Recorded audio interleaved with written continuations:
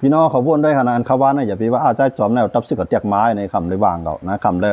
มันเหมือนเสียงว่าเพื่อนห้องเปรียบเทียบกันนะครับเอาเนื่องกันด้วยก็มันเหมือนในคำเลยว่าขนาดเหมือนมามใจว่ามันจังเหมือนนั่นขนาดนะคำว่ามันจังเหมือนเพราะเหตุนั้นได้สุดด้วยครับเขาในเป็นตับซึกอะไรขึ้นช่องด้วยกวนเขาไปก็คือวานเขาห้ามกว่าไรวานก็ในผู้ลือกวนเขาไรไปเอาในกวนเขามีตีอยู่ในอันเอาปุ่นพ่อนแต่ได้ก็เฮ็ดสุ่มมันปั้นในเทียงมันปั้นในนะเปลี่ยนภัยขึ้นขากับไหนขึ้นเปลี่ยนซึกใต้ขึ้นเนี่ยมันได้ขนาดกอดด้วยเขาแหละอันในตั้งเมืองปั่นเกาหลีมาโดยตั้งหลอยได้แรงเกาหลีกองเมืองเกาหลีในตับซึกของเสียขึ้นซึกใต้เนี่ยที่สั่งลุงน้องตะเป้เขาในเฮ็ดปั่นขึ้นก้นวันก้นเมืองในทัวร์น้ำใจขนาดเอาจี้คุยไปลอยขึ้นห้วยลงห้องเวียกไม่หัวพวกล็อกพวกเรียกกับเขาไม่พวกไม่สร้างเอาหน่อยนะเวียกมากก็ไม่ฆ่าในก็ใจก้นวันก้นเมืองอ่อนกันกับปาดเอาใจซื้อกันเนาะซื้อเขาในวันก็อ่านกับปาดเอาบางตีก็ซื้อเรียกเผือกเรียกขังมาเฮ็ดอะไรบันตีอยู่ก้นวานเขาก็ก้นวานเขาเลยปลายรู้จักคือผมเฮ็ดบันเขาก็เขาก็มีที่ผูกที่ชอมก็ในเขามากก็นะเขาก็เลยเอาเขาในขึ้นหาไม้ขึ้นมาจอยก้นเมืองเขาแทงเผื่อเมื่อตัวเอาขึ้นก้นเมืองเขาเปิ้นเฮ็ดไว้หาไว้เขายามสร้างขวัญบ้านเขายามสงลวนเขาไม่ซื้อเขาเมื่อผมลมมันเขาอะไรนะมื้อนั้นเขาไปจอยเขามือเขากินแก้วน่ะมือเขาไปกินนั้นห่ำให้กังไว้บันเขาว่ากำเดือนมาเขายามอยู่เฮือนเลี้ยกมุงเขายามอยู่เฮือนอุ่นมุงเลี้ยกนะย่าเปิ้นเตียกเปิ้นเตียงเสิเลยกำเดือนมาเลยมาอยู่เฮือนมุงคาผาลายลงด้วยเขาแหละมันขึ้นอย่ามันตกแต่มาในตับซึกเขาขาดตัวเอาที่ในดีๆกันล่ะนะใต้คันในกูบอกในอยู่เฮือนเข้มทั้งผายมันลังอย่าลังลงนั่งตรงอย่าตรงลงโซนลูกอย่าลูกลมใช่คันเนี่ยมีในบางเฮือนเอาไว้บ่เขางานหลงงานลำถูนเอาเขาเข็มหูลายต่างลายคายเอาจื้อมันก็ในสวนบางเฮือนเอาตั้งหลังเฮือนเอาไว้ใช่คันเนี่ยวันเมื่อในตุ้ยก็ตั้งไรหมากย่านหมากนักกาดหมากเมืองห้ามต่างคืนเฮือนเอาก็เปลี่ยนขาพักน้อยหมดอ่ำใจคันเนี่ยหมดเลยหลังข้าวหลังเฮือนเอาเป็นขาพักน้อยหมดอ่ำใจเนี่ยพักกาดในจึงพักน้อยจึงหงไว้เนาะจอมปุ่งคิวขี้ควายเขาวันมือเหลียวในหลังเฮือนเอาเย็นเป็นขาพักเต่าก็อันไหนมันกว่าดังหน้าฮะมันถอยดังหลังฮะไหนได้ข้าวอยู่อย่างมาเปิดไตเขาบุซึกแต่ผู้นำซึกไตเขากินข้าวให้ลักกินผักไข่ใหญ่เหมือนเปิ้นได้มันรีป่องใจเอาคันนะอันเอาคารานั่นได้ทั้งจิมิวลีนเอาขายาวออกมาอะไรเป็นศอกของมันออกมาอะไรเป็นศอกเอาคารานะเข้าร้านในตาไตจังกันได้นะก็เข้าติดลาดภายนึงเนี่ย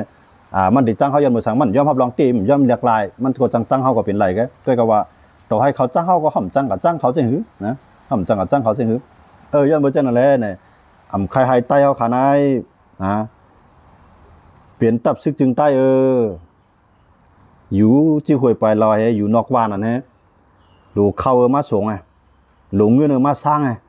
หลูกวนหับหมักกองจิ้นยามาเปื้อมาเมียไงมาสวนไงใครมันเปลี่ยนตับซึกจังนั้นกุ้ยเขาใครซื้อก็ขานายเสียนตั้งเขาเวียงออกเวียงให้มีซึกใต้เอาผมรู้ไหมกูเวียงเปิดเด็กเข้ามาในให้รัดผ่านตับซึกเสร็จเลยย้อนขว้างยอมน้อมกลมก้อมต่อตับซึกได้เสร็จเข้ามาไหลมาในนาทีเขาเนี่ยนะเหมือนเจ้าหนังเข้ากับในนาทีเป็นไงชูยาป้ากองมาในจังฮัดป้ากว่าขนาดไหนพวกป้ากว่าก็เบิ่นปันเขาเวียงบนน้ำเรือนะว่าเขาป้ากองกันเนี่ยปันเขาเวียงบนน้ำเรือนะเพราะว่าปันเขาเวียงเนี่ยก็ซึกเป็นไอ้ปันไปไว้หมดเราผังตาผังตั้งเขาป้ากองเอาป้าปุ๋งเอาปานเงี้ยมันจังยื้อเพอปาดีมาซึ่งได้มาเนี่ยยังซึกในวันในปังสร้างในบนเฮ็ดอะไรทีไรก็ซื้อตามาซื้อตีนไงออกนอกคู่นอกตั้งมันแล้วนะนี่แห้งซึกส่วนไหนก็เปิ้นว่าใช่เปิ้นอยากกองอยากก่อเรียนต้อมตั้งให้ย่อนะกลางค่ำเอาคนหลงมากินข้าวกินเหล้านี่โฮเกมันเต้นสุยในเมียนแห้งซึกเอามันนี่นะ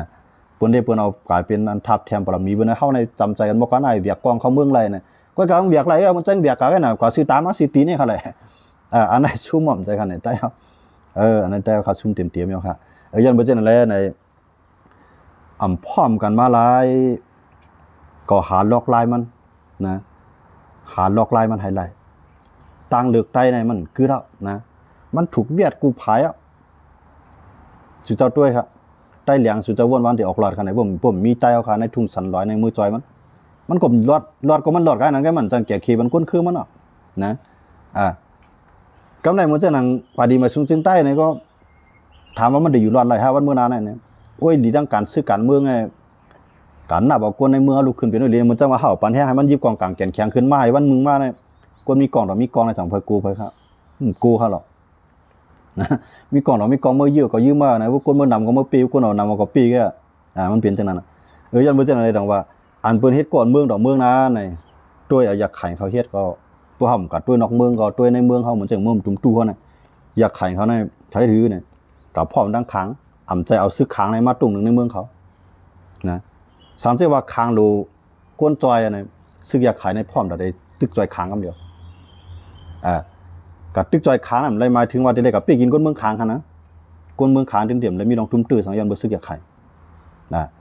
กำไรซึกอยากขายในมันมีไว้เหรียญตั้งทีเอาตั้งเกาก้างมาอยู่ในเมืองใต้มีจุ่มไหลมืดตึกซึกอยากขายเลยซึกมันเนี่ยย้อนเบอร์ครับมันเฮ็ดไว้ดีตั้งนอกเมืองนั่นสังว่าเปิ้นตึกกันในเมืองใต้เนี่ยก็อยากขายก้นเมืองอยากขายนั่นไรปลายเซโก้ครับนะซึกขางมันเมื่อนานหมดเลยเนี่ยซึกขางในมาตั้งตับซึกในเมืองใต้เขาหลายตับกองหลายตับจุ่มเดี๋ยวทางที่ว่าวันนึงมาเขาตึกกันเนี่ยก็ก้นคือขางกับไรปลายก้นเมืองขามไรปลายพวกเขาปีเขาไรแทงพวกเขาซุ่มกับเขาหมอกถอยออกมาเนี่ยหมอกนั่นนี่ครับยังไม่เจออะไรดังว่าวันตั้งนาได้เนี่ยมือเหลียวในเมืองใต้เนี่ยมันเปลี่ยนปอดเปลี่ยนตอนแต่ได้ขึ้นเอามากับกันวันนั้นมันหยาบมันหยาบว่าเพื่อซึกได้มันเปลี่ยนอันเดียวกันให้ต่างเจ้าคือพร้อมใต้ในเบื้องใต้พร้อมมันเปลี่ยนความไรมันเจอหนังแก้วหนึ่งลูกเนี่ยมันแตกจัดลงกว่าเนี่ย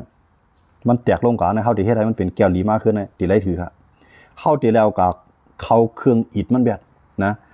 หมานั้นในแก้วนั้นเนี่ยเก่าเครื่องอิฐมันแทงขึ้นออกมาล้อมใหม่ครับเอามาล้อมใหม่หมายถึงว่าขึ้นออกมาเฮ็ดใหม่นะใส่ในแบบใหม่เที่ยงเลยขดตะบันเลี้ยงทางสิงเปิ้นเอากับกล้ากับคายขึ้นมันเปลี่ยนลายพวกเอ็นวางเย็นมามันเก่าพวกเด็กทุบเดียวละลายก็จังหมัดก้นเนี่ยนะยังไม่จังอะไรเปิ้นเอากับคายขึ้นเอาขึ้นกับอิฐขึ้นออกขึ้นมาขึ้นเฮ็ดใหม่ตับซื้อเขาในกอตอนนั้นอันว่าฮักชาจื้อเขาจื้อมาอาซิได้ว่าSSPPว่าจื้อนั่นเตรียมจึงคือก็ไรให้เป็นจื้อตับซื้อกันเดียวก็เฮ็ดไรให้นุ่งคือสีเดียวก็เฮ็ดไรนะกูว่าในหำมีสารแตกเปื้องกันมันเปียกเปื้องกันนั่นมีค่ะจื้อตับกันมันเปลี่ยนจื้อมันก็เอาตังจึงคือก็แล้วนะตอนหนังจื้อเมืองมันยังแหลกลายอะไรแห่งอะไรจื้อตับเขาก็แหลกลายมันไรนะซื้อคู่บนแหลกลายอะไรเมื่อกูบอกอาซิได้นุ่งคู่เขียวหรือว่าเมื่อไหร่มันนุ่งโคลายังไรมันใจขนาดเมื่อเรื่องนั้นSSPPก็นุ่งคู่เขียววันเมื่อนาว่านุ่งโคลาก็มีไผว่าสังมันเขารู้ย้อนมาเจนอะไรต่างว่าเจนไหนมันเปลี่ยนผาหางทั้งนอกมันก็จื้อก็เป็นผาหางทั้งนอกมันก็ซื้อคู่ก็เป็นผาหางทั้งนอกมันก็กวยกาอันลำลองเปลี่ยนแกนหลักลงซื้อคือเขาค่ะได้หูใจมันค่ะลำลองที่สุดเพราะว่าหูใจมันแข็งแข็งต่างหูต่างหักมีเหนือจื้อคือตีๆเนี่ยพร้อมกันในคือใต้เขาเนี่ยได้นัดเรียกคำเดียวกัดด้วยเขากัดด้วยในข่าวโซเชียลมีเดียภายม่านว่าภายใต้ว่าวันกันเสนีตับซึกใต้เขาว่าเปลี่ยนก้นเถื่อนเปลี่ยนก้นป่าเปลี่ยนก้นเฮ็ดปลายมักมีกล้วยด้วยเขากัดด้วยเจนเนี่ยสังว่าเฮ็ดปลายมักมีตัวไผ่ตัวมันให้จุ่มตื่นดอกจื้อคือเฮ็ดกว่าละคำว่าสังนะเอ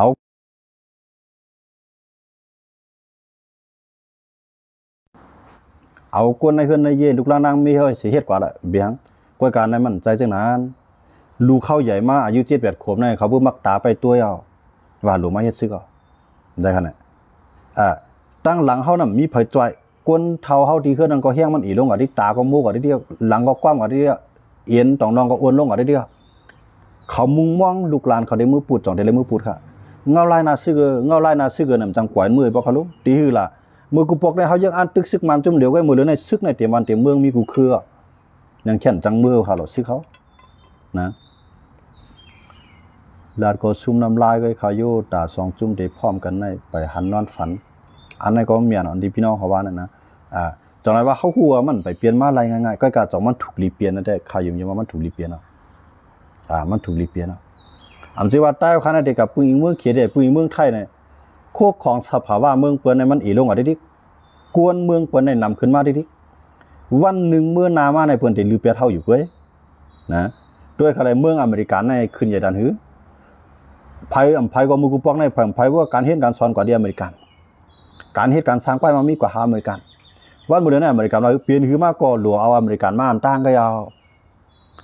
มือเดือนในกวนเมืองผมตุ่มตัวปลายเพการซื้อการตึกปลายเพการวันการเมืองปลายกับเมืองอเมริกันขึ้นลึกมากขึ้นครับเนี่ยตอนนั้นเมืองอเมริกันเป็นเมืองที่มีคุณสีที่ครับเนี่ยเปลี่ยนเมืองตัวอย่างตัวแบบเมืองอันตีก้นกับผาลุงผ้าเขาเยือง อันนั้นว่าดิโมคราซีในอเมริกันเขาในเป็นกวนกดตั้งจื่อมันขึ้นมาเป็นกวนก่อนเฮ็ดค่ะวันเหมือนอเมริกันว่าเพิ่นเคยเป็นสังอเมริกันบ้านต่างค่ะด้วยเขาแหละอเมริกันย่อมเป็ดโอ้ยดีทั้งนำย่อมลือเป็ดตอนดักกวนเมืองอเมริกันมันน่ะตัวโนทำมั่งวันมื้อนี้นักศึกษาเนาะกวนกว่าเรียนเฮียนกวนมีปริญญาดังแขนกว่าเฮียนนะตีห้องเฮียนจื่อเสียงลังๆของตีเมืองอเมริกันเขาเนี่ยอเมริกันเขาเนี่ยตัวโนทำเนี่ยยังดึบอย่าไปให้ฮับกวนต่างเมืองเขามาเฮียนดิกนะมันว่าย้อนบ่จังได๋ก็ในเมืองเขเขารู้เตรียมเฮ็ดหาจังได๋ในกวนเขาได้นำขึ้นกูว่าเขเนี่ยนะเพียนดิมเขาในแก็บลงกับกูว่าน่ะแก็บลงจังล่ะกวนมันนำมาเขารู้ทีไรก็เป็นกวนอยู่แบบเสียงอ่ะคู่ของสภาวะมันอีลงกับกูว่าน่ะกวนในใจกูว่าครับนะย้อนบ่จังได๋ดอกว่าเขาได้กว่าทั้งหลายๆเขาจังนั้นในเขาได้ลุกลามเขาในเมืองเขาก็ได้ดีครับกำไรกวนเขาก็อยู่เมืองเขาสำไรเขาได้ลือเปียแล้วก็เนี่ยเฮามันได้ก็อยู่ดีเลยค่ะอันนี้อยู่หยาบกินหยาบในเปิ้นได้เข้าตีเหี่ยวตีตัวตีเหี่ยวตีแจ๊ดตีเหี่ยวตีเนี่ยมันได้มาได้เด้อย่ามื้อเขาได้อยู่ล็อกเก่าเบิ่งเก่ามันแล้วกูมือเลี้ยงเป็นกับการโซเชียลมีเดียครับนะการกล้าการขายเบิ่นก็กวนเบิ่นเพราะมีการอะไรก็เบิ่นก็ขี้เฮาล็อกอยู่ไล่กินมาก็ในเฮามาต้วยคนผู้ว่าเมืองเฮานั่นเป็กซ้ำว่ามันทบตั้งหยาบก็หยาบเฮาจ่อยกันเฮ็ดให้มันขึ้นใหญ่มาไหลเฮาจ่อยกันเฮ็ดให้มันห่มลมรอดแล้วมาไหลก้อยกับกวนหลวงเฮาคานั่นอย่าไปว่นว่าหมอเงินหมอค่าหมอเข้าหมอนำอย่าไปว่นจังนั้นก็ไผบ่นว่าลูกหลานเรียนเฮาเขาวันมื้อหน้าซื้อหือเงินคือเขาวันมื้อหน้าเนี่ยเต็มมีที่อยู่มื้อเปิ้นเอาเนี่ยให้อ่อนกันโคมกันสิแลให้ไต้เฮาเขาจังนั้นปลายวันยันเมืองจังนั้นก็ขยุมยอมว่าพร้อมจะได้จอยทั้งนำนะขยุมยอมว่าพร้อมจะได้จอยมื้อเหลือเนี่ยจอยไผเลยก็จังนะเฮาในรัฐการเมืองมื้ออยู่ในเมืองใต้กำเปิ้นเอาตายไปแก่เนี่ยใจเขายันบ่เฮามีตับซึกห่มลมมันเฮารู้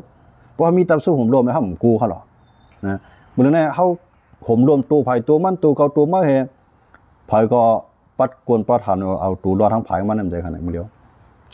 มีเงินใครจ่อยก็ย่อก็มันเหมือนนำมันเหมือนเอานำในกับถอกใส่ในทรายแกจ่อยกว่าหมื่นก็5หลายหมื่นจ่อยก็แสน5หลายแสนเหมือนเอานำถอกทรายแกมันจิ้มลงกับไตลินนี่ติกะนะเอาซื้อเขาก็เฮ็ดซื้อก็ในกว่าก็กว่าใครว่ากว่าทั้งวันบ่ใครเย็นใครว่ากว่ากูเฮือนบางวันน่ะไปตู้ไปมีมาขยันบ่มันอำไปมีรออมรอมพร้อมเสียงเปียงปากกันเลยกวนเมืองเนี่ยมันเอาเตือกเปียดที่ไหนฮะนะว่าใต้ในกับนอกเมืองนะเนี่ยสิจะวนด้วยเขาดูวันมื้อนั้นเฮาอันกันมาอยู่เมืองไทยในใต้ในมันน้ำติๆนะกว่ากิวเลยกว่าซอยเลยกว่าปอกเลยกว่ายอมเลยกว่าตีเลยที่มีใต้ในมีเอาค่ะมื้อเดียวนะย้อนบ่จังนั้นแลจังนั้นมันนำให้มาเปิ้นว่าเฮามาหิมการหิมงานหิมติวด้านเช้าเบิ่นเนี่ยเปิ้นเอาเปิ้นมีมาเฮาค่ะอันเปิดเสียงเปิดร้านในอันเฮ็ดการกล้าดังขายหลายตีหลายตั้งในลองอยู่ลองเศร้าเนี่ยมันจังเกิดขึ้นครับวันดังหน้าจังว่ากวนเนี่ยมันกับปานหมดเลยนะทีนั้นก็มีใต้ทีไหนก็มีใต้วันเดียววันนั้นจังเพิ่นเอาแสดงความคิดเนาะปันตั้งถึงของมันจังข่าวลาดหมดเลยนะมันจังข่าวลาดหมดเลยนะพี่น้องอยู่ในเมืองใต้เพิ่นมาจุ่มในมาปีกินเฮาจุ่มในมาเก็บซื้อจุ่มในเก็บขวัญแห้งน่ะจุ่มในเด็กถึงคนเมืองน่ะเนี่ยเขาฮู้หมดเขารู้เขาลาดมาจังคั่นน่ะนั่นเพิ่นก็เหมือนเฮาแกกับปานหมดเลยนะเป็นกับปานใหม่ย้อนบ่จังนั้นแหละผู้นำใต้เฮาเตอยู่เหมือนจังหนังมือปานเฮา26 20ลาวให้ตาบกันมันหลายเตไว้เหมือนจังหนังมือเฮายิบกองอากาศเมียกดในลำยื้อกันเนี่ยมันแล้วชิมกันวานได้วานเวียงได้เวียงได้มันแล้วมันหลว่วนตาได้เกียรติเคนังลิ้นแผ่นดินเลียนดินเฮาถึงที่แล้วเนี่ยมันถึงขยันนั่นเนาะค่ะต่อให้เอาปลายขึ้นอยู่นึจิควายปลายลอยใหญ่ๆสูงๆก็ยากนะเปิ้นเบิ่นยึดแล้วนำเฮายึดกว่าเปียดอำปันนะมีอันตาได้กินกันได้เบิ่นมายึดแล้วให้หน้าเฮาเนี่ยกวนในบ้านเฮาแล้วเฮ็ดให้เฮ็ดหน้าเลี้ยงเปิ้นเขานำเบิ่นปันส่งออกเปิ้นขายบ้านเฮาแหละเฮาได้ก็ส่งออกใต้เฮาอยู่ในรอยมุกเขาคั่นน่ะอยู่เขากันได้เปิ้นสุยในบ้านให้ห่มรวมมันโคเขียวมากกำไรโคไล่มากกำไรเปิ้นสุจอยเฮาในเฮาได้จอยสุสิอย่าปันแห้งโคเขียวโคไล่ก็ป้อเข้าสู่เฮ็ดมาได้โถนเอาเขาเคนะมิวสู่บ่เฮ็ดบ่สร้างนั่นเฮาได้รับซื้อหมดอ่ะเปิ้นเอาขึ้นก็ขายแล้วนำเมียนมาซื้อหมักกองหางแค้นอย่าให้ใต้นั้นไหลลงลอยนะอันอยู่ในรอยใต้เลี้ยงก็ให้อยู่ไว้ในรอยใต้เลี้ยงอยู่บ้านเฮาอยู่ไว้ในบ้านเฮาเปิ้นคว้าแข้งซื้อก็ดังไหลเปิ้นไปมังไว้เรื่อยๆกันนะจองไรว่าเฮาลูกแกดเคเลียนลิ้นแผ่นดินเฮาค่ะอำจิว่าติไรวานแล้วมีก้นวานก็เฮามือตังตับซิคิมนั่นแหละใครกินข้าวมื้อใดเลียนข้าววานมื้อนั้นเนี่ยมันเฮ็ดจังนั้นหลายกับปานมื้อเดียวนะลอยสูงกว่าเปิ้นล้อมพอหลายเปิ้นเอาด้วนใส่การขึ้นมาปล่อยบ้านเฮาก็หลายนะเปิ้นแวดเฮาไว้หมอกเรือนเขาลูนั่นก็หมอก4-5เรือนนู้กวนมือเฮาก็อึบเปิ้นซื้อเขาก็อึบนั่นมันระวังกองมื้อนี้เขาล่ะมีกองก็พร้อมกันพวกกำลังข้าวหำปันส่งข้าวปันส่งแห้งซื้อก็พืชใส่เอาดิ กวนหวานเขาก็อยู่ไว้ในกำมือเวนตั้งกาหาวก็ด้วนป่วยนะจอมผังตาผังตั้งเขากว่าเวนหมากลงว่างไว้ชุ่มกับชุ่มอ่ะไตเขาค่ะ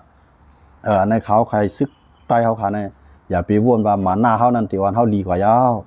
อย่าไปวนว่าหมาหน้าเขานั่นตีป้าเขาขึ้นอย่ายาวนะมือเลี้ยวในใต้ในมันขาดสิ่งคือเราเนี่ยมันขาดตั้งหูเลยตั้งหักแกนะพอมีตั้งหูการเมืองเขาจะเป็นจังไหนจื้อเครือเป็นจังไหนเขาหาตั้งออกมันไหลพอเขามีตั้งหักจื้อเครือบนที่มากินนิดๆแล้วพวกเขาแกดเคเนี่ยพวกเขามีสองอันนั้นเนี่ยห่ำซุ่มเผยขาดจื้อคือใต้เขาเนี่ยใต้เขาหมอหาเงินก่อนนำหนาอันหมอเฮ็ดหมอสร้างก่อนนำหนามือเลี้ยวในใต้เขาค่ะนะอันกว่าอยู่นอกเมืองในเมืองไอ้สนใจการเมืองว่าก็มีนำอะค่ะสังว่ามันมางานที่ใต้ต่อใต้หนังกันบางกันนะอันเฮาจังโคเขียวก็ดีจังโคไล่ก็ดีอันที่ได้กวนจังมันก็สู้หมอกวนอันใดก็เฮ็ดก็สู้หมอกวนอันใด10มาทางตั้งนาก็สู้หมอนะยันบ่เช่นอะไรในข่าวเฮาใครกวนหลงใต้เฮาในอย่าไปเอาตังวนเฮาลายเฮ็ดสร้างเฮานั้นเท่ากับเจ้าหมาอยู่อาสาเขาอย่าไปป้าตายกว่าเจ้าหมาอยู่ข้าวยามที่เฮาขามีมาให้เฮ็ดไว้ปันดุกลานเฮาขามันตีอยู่กว่าแทงลายปากปีตั้งนานะเมืองเปื้อนในเปื้อนควักหน้าลินกูเมืองตัวเขาเลยเมืองบ่นั่นน่ะคือกวนเมืองวันอยู่มาเกิดมาบ่ได้มีที่อยู่นั่นแน่1คือไว้ก็เปิ้นย่อมถอยบัน1 2ก็เปิ้นย้อนยันเปิ้นย่อมยันออกค่ะนะอันไหนเปิ้นเฮ็ดเมืองกันน่ะโดยเขาเลยเมืองไหลอันที่เขาเปิ้นแคนแผ่นดินว่าเนี่ยเพราะว่ากว่าที่ในเป็นเมืองสัวมาที่ในเมืองเฮาเปิ้นเต็บตัดได้โครถน้ำโคเรียกน้ำอันนึงก็เฮาม่วนเข้ามาอำไรค่ะนะเปิ้นหาน้ำบ่ได้ย่อเพราะตกขอกมื้อนั้นเนาะกำในเฮาหลูจอยตับซึกเขาว่าเอามาเข้าเตาน้ำมาโคตั้งกินตั้งยามมื้อจอยตับซึกว่าในพวกว่าเพิ่นว่าหันดีมันจังตุ้มตื้อดอกลองพร้อมโฮม2จึงเมืองบ้านเมืองไทยพวกนี้เปิ้นปีกเป็ดเส้นต่างกว่าเฮาก็มีเงินก่อมจังเอากับจอยเอานะมีเงินก่อมจังกับซื้อเอาก็ได้จังว่าเฮาหลูหางเฮียนขวากเอาหน้าดินเฮาไว้กว้างๆในอันกว้างๆนั้นซึกเขานั่นหลูอยู่ภายนอกมันกุฏินะในเมืองเฮานั้นให้ก้นเมืองถางเฮ็ดถางกินถางกะถางขายนะกว่าไร่24ชั่วโมงเฮ็ดไร่24ชั่วโมงกลับปานโมเดลนั้นมันสิกลับปานเหตุการณ์กลางวันแก้วแฮนะ6โมงกว่า6ค่ำมานั้นมันจะกลับปานนั้นเนาะนะการกล้าการขายไร่24ชั่วโมงพวกเฮามีดองห่มลมนะมันก็ปืดล้านปืดเสียงนะมันก็เหตุการณ์กลางคืนมันก็เหตุการณ์กลางวันนู้กลับปานโมเดลเฮาได้ไปมื้อเจ้มื้อกันกูป้วงได้กลางวันกาย600เอามื้อเลียดออกก็เลียดหูนะว่ากว่ามื้อนี่มันจะกลับปานนั้นแล้วนะเฮาได้ไปจนพ้อยตั้งนั้นแล้วต้องว่ามันหลูขี้เขียงเบิ่นในขี้เขียงข้าวยามกลางคืนก็กวนเฮ็ดกลางคืนก็เฮ็ดกว่าล่ะกลางวันกวนอันเฮ็ดกลางวันก็เฮ็ดกว่าล่ะได้ขนาดด้วยเขาแล้วเฮาคาลีเรียเพียนด้วยเขาเลยในเมืองเปิ้นจังได๋นะหูคำมาเกาลูกกับปืนล้านปืนเสียงทูรถเข็นรถลากมันเข้ากว่าได้ขนาดมาพวกก็ลูกกับวันก็มาก็ลูกปืนล้านจังนั้นจังได๋มาทางเฮียนเขาลีพักวันไปรับตอนแขกกลางค่ำกลางคืนได้ขนาดกวนเจิ้นเฮ็ดการกลางวันก็เอาได้คือมาหนาวมาคืออะไรไข่ย่อยเอาก่อนลือใจเย็นกว่านะกว่านั่งเสียงนั่งล้านนี่มีสารมาปนเราปนข้าวปนได้ขนาดมันเป็นกับปานหาเงินและเช้า4ชั่วโมงกับปานหมดเลยไตเฮาซ้ำที่ว่าไปเลียดออกไปกลางวันกาย600จ่องไกมื้อไปกลางวันตัวก็จ่องไกมื้อมันแล้วซึกไตเฮาคาก็โตหนังนั้นเฮาได้ไปว่าเงาลายมันไปปันว่าค่ำเฮ็ดไรหรอเขาเจ้าคือว่าในตาติตั้งกดตั้งจึงมาอะไรนั้นมันเป็นไรหรอมันเฮ็ดไรหรอมันมั่นใจเอานะกับปานมื้อเหลียวในเปิ้นส่งก้นเปิ้นก็เฮ็ดกับซอนในเปิ้นเอาก้นมีปิญญาตั้งฮู้เปิ้นเข้ามาเฮ็ดการเนาะนะก็ในอันเปิ้นมีกองเปิ้นก็หาซื้อกองมีดีก็หาเลี่ยมมีก่อก็หาก่อนะมีเงินก็หาเงินมีคำก็หาคำเปิ้นคัดใจกูข้าวยามอันว่าเฮาตินั่งว่ามันเปลี่ยนไรหรอ